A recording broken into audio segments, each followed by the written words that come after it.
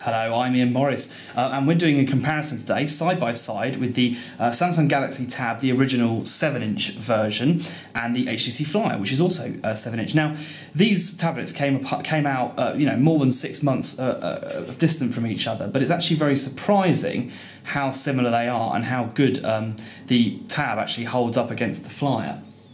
We should talk a bit about the specs. Both have the same screen resolution, 600 by 1024. The Flyer is more powerful. It has a much faster processor. It's got a 1.5 gigahertz processor with 1 gig of RAM, whereas the Tab only has a 1 gigahertz CPU with 512 meg. Now, the Samsung definitely has a GPU, but HTC is quite cagey about its processors and what they include on them, so we aren't sure if that has a GPU, but we suspect not. So, but performance-wise, they're actually incredibly similar. Obviously, HTC has this Sense interface, whereas Samsung has its Touch Wiz. Now, we've put Android 2.3 on the Galaxy Tab. It ships with a much earlier version, and Samsung is only now just getting ready to roll 2.3 Gingerbread out to the people who own the Tab, SIM-free getting it first, with providers getting it a bit later on.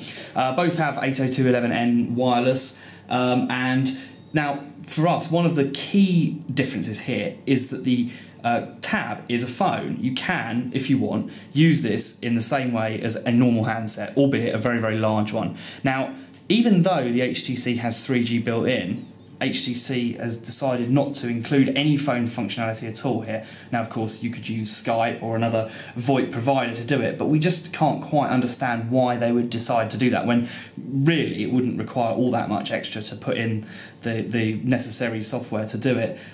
Certainly with the Galaxy Tab, you could use it with a Bluetooth headset and no one would ever know that you were using a tablet instead of a phone.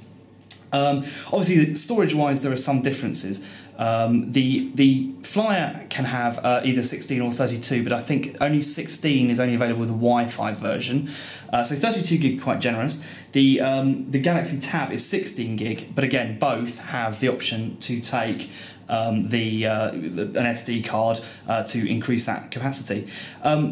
For HTC's credit, the most interesting thing about this tablet is probably the pen.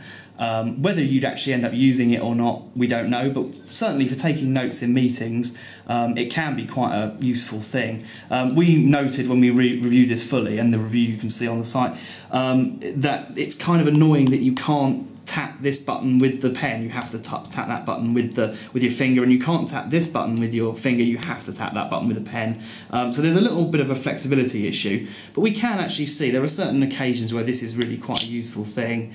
For meeting notes, it's quite handy. There is an audio recorder which will pair up notes with audio from the meeting, but again, we found that tapping the screen generates quite a lot of noise, which can be a bit of a problem. So HTC's clearly done more to attract people who want to use this with the pen. That's a very clever idea, and definitely this device's unique selling point.